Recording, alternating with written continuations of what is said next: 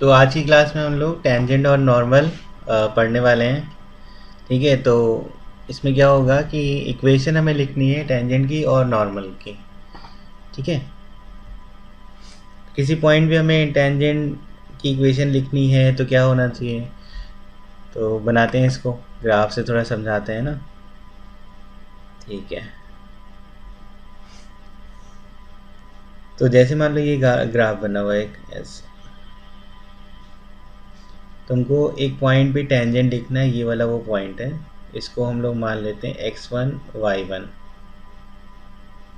ठीक है, x1 y1 एक पॉइंट है, इस पे टेंजेंट लिखना है, टेंजेंट की इक्वेशन लिखनी है और देखना है कि किस तरह से बनेगा। यहाँ पे ऐसे एक लाइन, ये लाइन है। ठीक है, आइए। ठीक है, तो ये टेंजेंट है। अब इक्वेशन लिखने के लिए ये लाइन है एक, तो लाइन क्या है, टच कर रही है कर्व को। इक्वेशन लिखने के लिए हमें क्या चाहिए, स्लोप चाहिए। तो स्लोप हमेशा हम लोग एक्स एक्सिस से लाइन का एंगल देख के हम लोग बताते हैं। मतलब ऐसा ये एक्स एक्सिस है और ये वाई एक्सिस है, ये हम लोग का थीटा था, तो स्लोप क्या हो जाएगा, टेन थीटा हो जाएगा। ठीक है, इक्वेशन हमें पता है, तो y minus y one tan theta x minus x one equation of line के हिसाब से लिख लेंगे हम लोग। अच्छा, ये जो पॉइंट है, अब इस हिसाब से देखो, अगर कोई और पॉइंट होता तो टेंजेंट हम लोग की बनती इस तरह से, है ना, अलग टेंजेंट होगी। तो हर एक पॉइंट के लिए टेंजेंट अलग अलग बन सकती है, तो हर एक पॉइंट के लिए जो स्लोप होगा वो अलग अलग आएगा, थीटा तुम्हारा बदलता जाएगा। अच्छा, यहाँ पे जो टैन थीटा है, वो टैन थीटा होता है, डिफरेंशिएशन करो कर्व की इक्वेशन का और उसको ही वैल्यू निकालो कहाँ पे, x1 y1 पे। ठीक है, तो ये जब निकल आएगा, इसको अगर हम लोग m बोल दें तो इक्वेशन क्या बोलेंगे, y minus y one m x minus x one. Simple है, डिफरेंशिएट करना है, वो पॉइंट रखना है। ठीक है, समझ में आया। अच्छा, डिफरेंशिएशन में ये ध्यान रखना है कि जो तुम पॉइंट रख रहे हो वो कर्व पे होना चाहिए, तभी वो पॉइंट डिफरेंशिएशन के हिसाब से उस कर्व पे रखा जा सकता है। अगर कोई पॉइंट बाहर है, जैसे मान लो तुम लाइन ये खींच रहे हो, ये सब लाइन बनी हुई, यहाँ पे एक पॉइंट लिया तुमने, ये कर्व पे नहीं था, तो तुम डिफरेंशिएशन, कर्व के डिफरेंशिएशन में वो पॉइंट नहीं रख सकते हो। ठीक है, क्योंकि उस पॉइंट के लिए टेंजेंट इस पॉइंट के लिए थी, यहाँ पे ये पॉइंट कर्व से बाहर है, तो उससे कोई मतलब नहीं हमें। ठीक है, तो तुमको डिफरेंशिएशन करना है स्लोप निकालने के लिए, तो पॉइंट भी तुम्हें वही रखना है जिस पॉइंट पे तुम देख रहे हो। इक्वेशन हमारे पास ये लिखी है, तो सिंपल है ये, बस हमें क्या चाहिए, पॉइंट चाहिए और स्लोप। तो स्लोप डिफरेंशिएशन से आ जाएगा। अगर पॉइंट गिवन है तो ठीक है, नहीं गिवन है तो फिर हम लोग निकालेंगे इक्वेशन में जैसा भी क्वेश्चन होगा। ठीक है, ठीक है। Tangent drawn from outside. अच्छा, अब जैसे हमने क्या क्या उस पॉइंट पे हम लोग टेंजेंट बना रहे थे, मान लो ग्राफ ऐसे ही बन रहा है और टेंजेंट बाहर से अब ड्रॉ कर रहे हो। ठीक है, टेंजेंट तो बाहर से ड्रॉ कर रहे हो, मतलब इस पॉइंट से, यहाँ कोई पॉइंट है और इससे तुम टेंजेंट ड्रॉ कर रहे हो।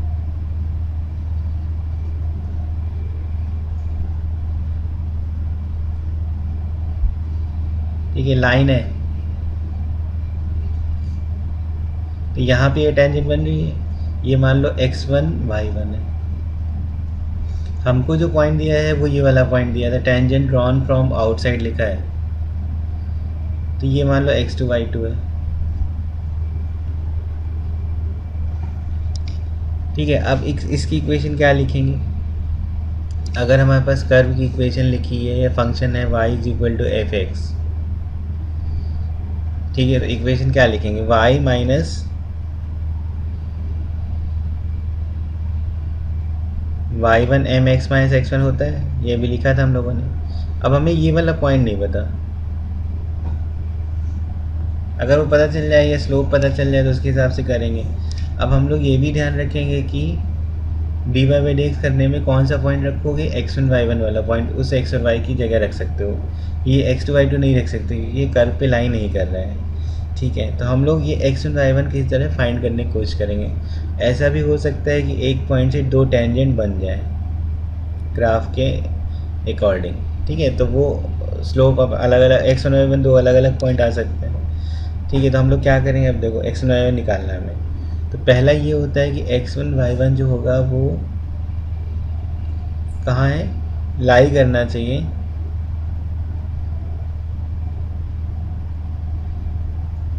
कर्व पे लाई करना चाहिए। ठीक है, मतलब y की जगह y1 रखो, x की जगह x1, ये सेटिस्फाई करेगा। ये क्या होगी, एक इक्वेशन। दूसरा क्या होगा, डिफरेंशिएशन करने के बाद जो y की value d y by d x रखने के बाद उसमें x और y1 रख दो, वो जो वैल्यू आएगी वो होगा y2 minus y1 upon x2 minus x1। ये हम लोग पढ़ चुके थे, जब लाइन में दो पॉइंट दिया हो तो स्लोप निकालने का तरीका होता है। एक d y by d x से हमने कहा, और उसमें कौन सा पॉइंट रख रहे हैं, x और y1, उसमें हमने m बोल दिया उसको, तो m किसके इक्वल होगा, इसके equal, y2 minus y1 upon x2 minus x1 के। ठीक है, तो यहाँ से हम लोग क्या कर सकते हैं, x और y1 हम लोग फाइंड कर सकते हैं। ठीक है, और अगर x और y1 फाइंड हो गया तो हमें यहाँ पे इक्वेशन में दोनों चीज़ें पता चल जाएंगी। एक तो m हमें पता ही था, दूसरा मतलब एक तो m हमें पता करना ही था, x और y1 हम लोग अगर निकालेंगे तो m पता चल जाएगा, और बाकी x2 y2 पता था ही हमें। ठीक है, सॉल्व करने में हो सकता है x और y1 दो आ जाए तो दो वैल्यूज़ आ जाएंगी, दो टेंजेंट बन सकते हैं बाहर, मतलब किसी पॉइंट से बाहर की किसी पॉइंट से अगर दो वैल्यू आएंगी तो x और y1 की।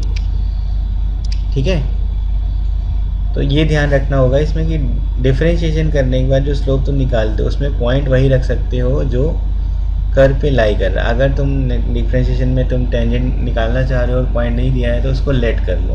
तो यहाँ पे क्या है, हमने लेट ही किया है, ये हमें गिवन पॉइंट था और कर्व गिवन था, तो ये हमने लेट किया है। और लेट करने के बाद इक्वेशन में x और y निकालने की दो इक्वेशन, एक तो ये पहली इक्वेशन, ये दूसरी इक्वेशन। ठीक है, समझ में आया ना। एक तरीके में हम लोग टेंजेंट एट एनी पॉइंट वाला सिंपल था, डिफरेंशिएट करके वो पॉइंट रखो और सीधे इक्वेशन निकाल लो। इसमें क्या है, दो इक्वेशन बना के तुम्हें पॉइंट निकालना पड़ेगा और फिर टेंजेंट निकालेंगे। ठीक, चलो आगे बढ़ते हैं। नॉर्मल, अब टेंजेंट पढ़ ले तो नॉर्मल भी हमें पढ़ना होता है। जैसे कोई कर्व हमने फिर से बनाया, ठीक है, ये क्या है, इसकी टेंजेंट है।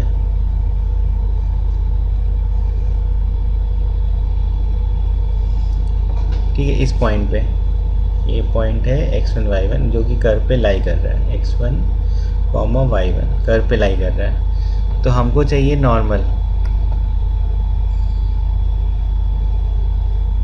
ठीक है, नॉर्मल चाहिए हमें।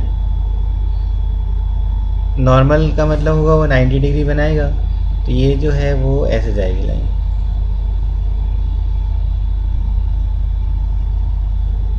ये नॉर्मल है उस पॉइंट पे। ठीक है, यहाँ 90 डिग्री बनेगा। अब अगर मान लो ये जो लाइन बनाई थी हमने, ये टेंजेंट थी, ये t है, ये n है, तो इसका जो स्लोप था वो हम लोग ने निकाला था। कैसे, d y by d x करके, और क्या रखा था वहाँ पे, x1 y1। ठीक है, ये स्लोप था टेंजेंट का। तो नॉर्मल में क्या होगा, m1 m2 -1 है, 90 डिग्री बनाएगा, तो slope of normal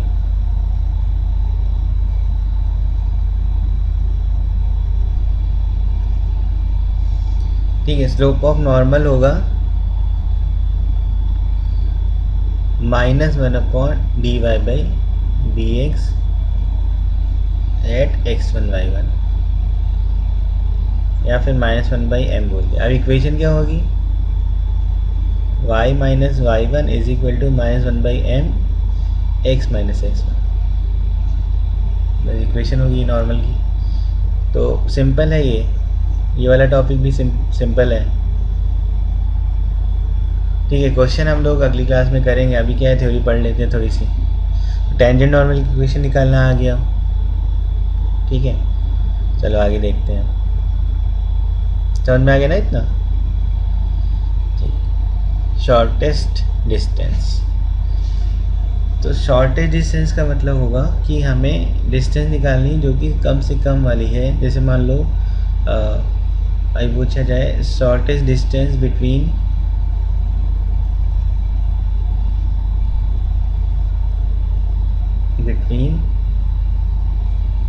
point, given point होगा एंड कर्व। ठीक है, तो तुम क्या करोगे इसमें, जैसे मान लो ये कर्व है तुम्हारा इस तरह से और एक पॉइंट तुम्हें ये दिया है। ठीक है, ये पॉइंट है, तुमको निकालना है शॉर्टेस्ट डिस्टेंस। तो कैसे निकालेंगे?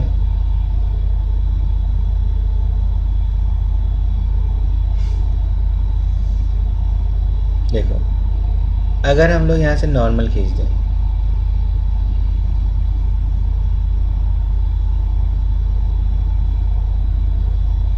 ये 19 और टेंजेंट था और ये यहाँ से ये पॉइंट गिवन था, इसको हमने x1 y1 मान लिया, बाहर पॉइंट है और ये curve y is equal to f x है।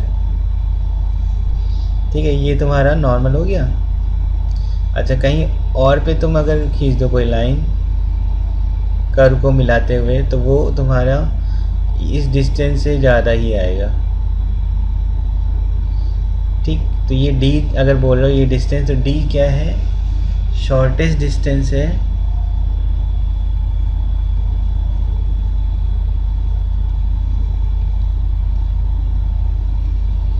अगर मान लो ये a पॉइंट है और ये b पॉइंट है, when AB is normal.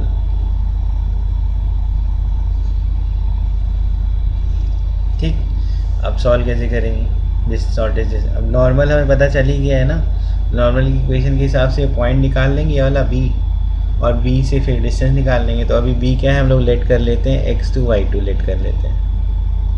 x2 y2 निकल आएगा तो डिस्टेंस फॉर्मूले से हम लोग शॉर्टेज डिस्टेंस निकाल लेंगे। ठीक है, अब क्योंकि हमारे पास दो वेरिएबल है तो दो इक्वेशन चाहिए। एक इक्वेशन क्या होगा कि x2 y2 जो तुमने माना है, लेट किया है,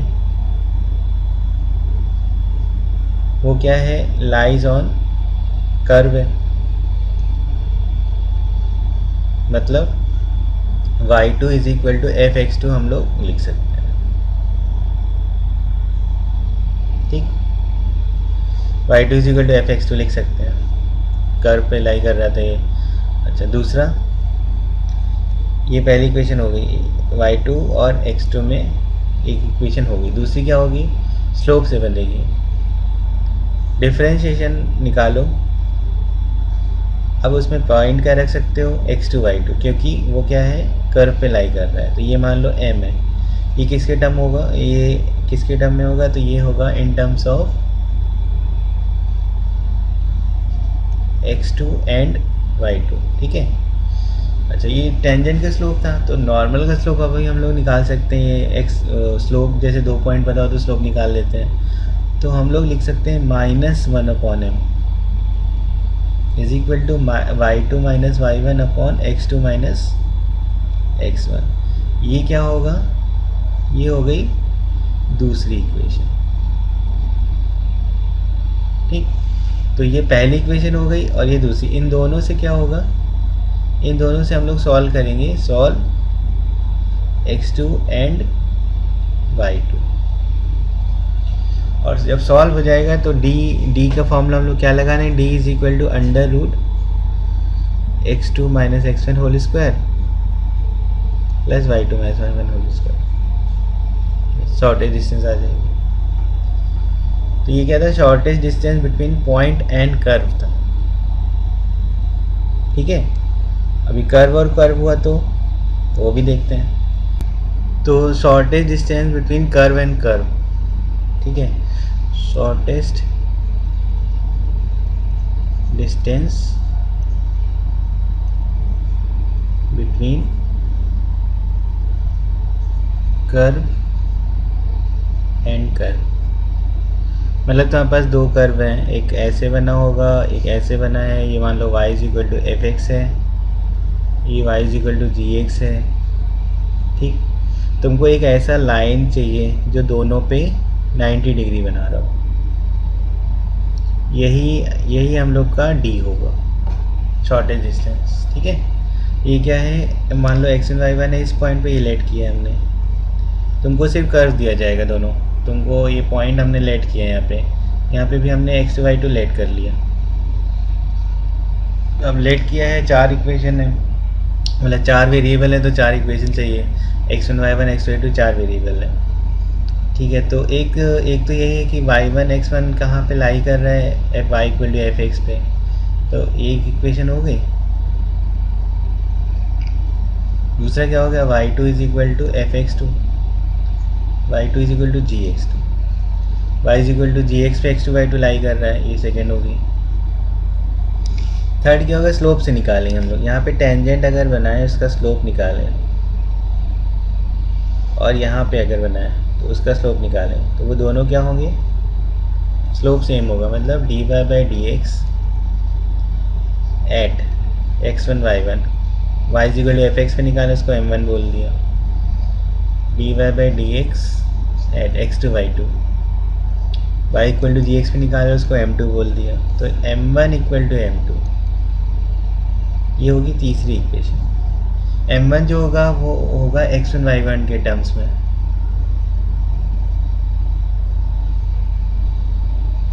ठीक है। m2 जो होगा वो होगा इन टर्म्स ऑफ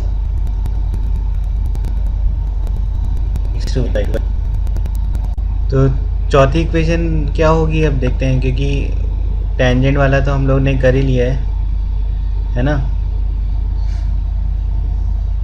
तो टेंजेंट जो स्लोप है वो नॉर्मल की परपेंडिकुलर है, तो नॉर्मल वाला स्लोप हम लोग यहाँ पे डायरेक्ट निकाल सकते हैं, ये हमने पॉइंट लेट किया है, तो क्या होगा, y2 minus y1 upon x2 minus x1 is equal to minus 1 upon m1 लिखो या m2 लिखो, एक ही बात हो जाएगी। फोर्थ, तो इससे हम लोग x1 x2 और x1 y1 की अगर वैल्यू आ जाएगी, ठीक है, तो हम लोग डिस्टेंस निकाल लेंगे। ये थोड़ा सा लेंदी क्वेश्चन है, तो क्या होता है कि बीच बीच में कुछ लॉजिक भी लगता है, अगर लॉजिक समझ पा रहे हो तो क्वेश्चन जल्दी होगा, वरना ये फिर बड़ा क्वेश्चन है, ठीक है। तो अगर जैसे हमने सॉल्व कर लिया, तो डी बस निकालना है, तो डी क्या हो जाएगा, under root x2 minus x1 का whole square plus y2 minus y1 का होल स्क्वायर। तो shortest distance between point and curve और shortest distance between curve and curve दोनों फिर हम लोगों ने देख लिया, ठीक है। थोड़ा सा बस सॉल्विंग इसमें होती है, ठीक। आगे चलते हैं, एंगल बिटवीन कर्व्स। तो इसमें क्या है कि हमें एंगल बिटवीन कर्व निकालना है, और वो उसमें टेंजेंट का ही हम लोग यूज़ करेंगे, ठीक है। तो जैसे मान लो टेंजेंट के स्लोप का यूज़ होगा, जैसे एक तुम्हारा कर्व ऐसे है और एक इस तरह से कट हो रहा है, ठीक है। ये y is equal to f x है और ये y is equal to g x है। तो हम लोग को क्या करना होगा, पहले ये पॉइंट निकालना पड़ेगा x1 y1। तो पहले तुमको सॉल्व करना है, सॉल्व पॉइंट ऑफ इंटरसेक्शन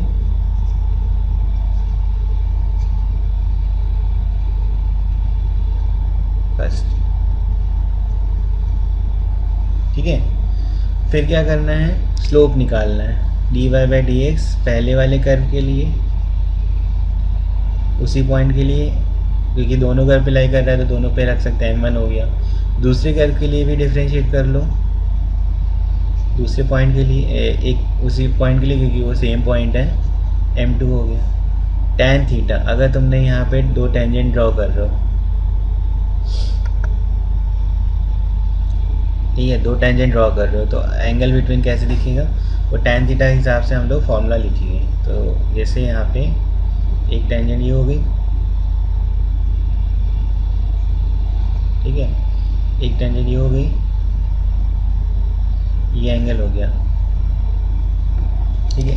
इधर वाला भी बोल सकते हैं, ये वाला जो भी एक्यूरेट होगा वो हम लोग बोल लेंगे, क्योंकि फॉर्मूला हम लोग ऐसे पढ़ते हैं, tan theta is equal to mod of m1 minus m2 upon 1 plus m1 m2, ठीक है। इसमें समझ में आ गया ना, पहले पॉइंट सॉल्व करना, उसके बाद ये तुम्हें डिफरेंशिएट करके स्लोप निकाल के यहाँ पे रखना है, ठीक। इसमें एक और चीज़ आती है,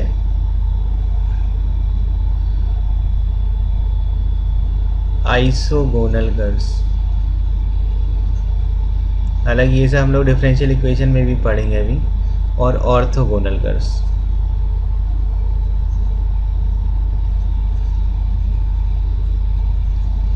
आइसोगोनल कर्व का मतलब होगा कि ऐसा कर्व है ना, उस पर कहीं पे पॉइंट ऑफ इंटरसेक्शन हो रहा है, एंगल क्या है, हमेशा 60 डिग्री बन रहा है या 30 डिग्री बन रहा है, मतलब थीटा जो है वो सेम है, ठीक है। तो उसमें क्या होगा कि हम लोग एक कर्व दिया जाता है, दूसरा कर्व हम लोग सॉल्व करते हैं, उसके लिए वहाँ पे डिफरेंशियल इक्वेशन बनाई जाती है,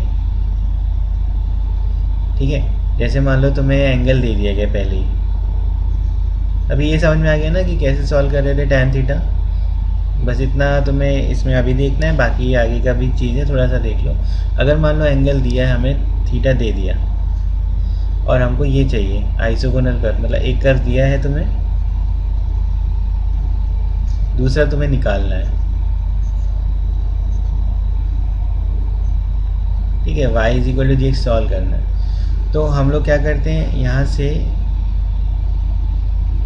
m1 दिया है, m2 निकालना है, मतलब m2 के हिसाब से तुम्हें इक्वेशन चाहिए होगी, तो tan थीटा हम लोग वही यूज़ करेंगे, m1 minus m2 upon 1 plus m1 m2, mod लगा देंगे, प्लस माइनस अगर मॉड हटाओगे तो प्लस माइनस लग जाएगा। यहाँ से m2 इज इक्वल टू पता कर लो, m2 क्या है, dy बाई dx है, किसका, सेकेंड कर्व का। यहाँ पे जो भी आएगा उसमें तुम्हें y dy is equal to, यहाँ पे जो भी फंक्शन बन रहा है ना, अभी क्योंकि यहाँ पे क्वेश्चन नहीं है तो यहाँ पे हम लोग बोल नहीं सकते हैं, लेकिन कुछ भी बन सकता है। मान लो अभी हमने k लिख दिया, k कांस्टेंट नहीं है यहाँ पे, इसको जब इंटीग्रेट करते हैं तो वो कर्व आ जाए।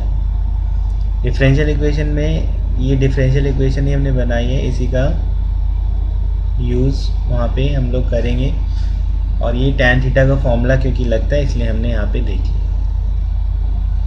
अच्छा, ऑर्थोगोनल कर्व ये सिंपल है तो इसलिए ये अभी के लिए भी ज़रूरी है। 90 डिग्री जिसमें बन जाए, मतलब m1 m2 is equal to -1, ठीक है, तो हम लोग उसको ऑर्थोगोनल कर्व्स कहते हैं। मतलब एंगल क्या हो गया, 90 डिग्री, ठीक है। देखो 1 प्लस m1 m2 अगर -1 हो जाए तो और ये हम लोग चेक कर सकते हैं। अगर हमें tan थीटा मतलब एक का स्लोप पता है, दूसरे का स्लोप पता है, तो दोनों का प्रोडक्ट करके देखो, -1 अगर आ रहा है तो एंगल 90 डिग्री है, अगर नहीं आ रहा है तो हमें tan थीटा का फॉर्मूला तो पता ही है, ठीक है। वो tan थीटा का फॉर्मूला ये लिखा है ना, ये tan थीटा का फॉर्मूला लिखा है, इससे हम लोग स्लोप पता है तो उससे हिसाब से कर लेंगे। अच्छा, ऑर्थोगोनल जब कर्व हमें मान लो ऑप्शन लिखा है तो ये पॉइंट मतलब ज़रूरी नहीं होता सॉल्व करना, ये बिना सॉल्व करे भी हम लोग ऑर्थोगोनल वहाँ पे सॉल्व करके आ जाता है किसी क्वेश्चन में। तो हम लोग को सिर्फ m1 m2 मान लो लेट कर लेंगे पॉइंट x1 y1, और उस पर तुम m1 निकालो m2 निकालो, प्रोडक्ट करके पहले ही देख लो कि -1 है कि नहीं, अगर आ रहा है तो ऑर्थोगोनल है, और अगर नहीं आ रहा है तो तुम्हें x1 y1 कर्व से सॉल्व करना पड़ेगा, और फिर tan थीटा की वैल्यू तुम निकालोगे, ठीक है। तो हमने आज टेंजेंट की इक्वेशन देखा है, नॉर्मल की इक्वेशन देखा है, शॉर्टेज डिस्टेंस देखा है, एंगल बिटवीन कर्व्स देखा है, ठीक है, इन सब पे हम लोग क्वेश्चन नेक्स्ट क्लास में करेंगे, इसकी थ्योरी तुम लोग ठीक से देख लेना। ठीक।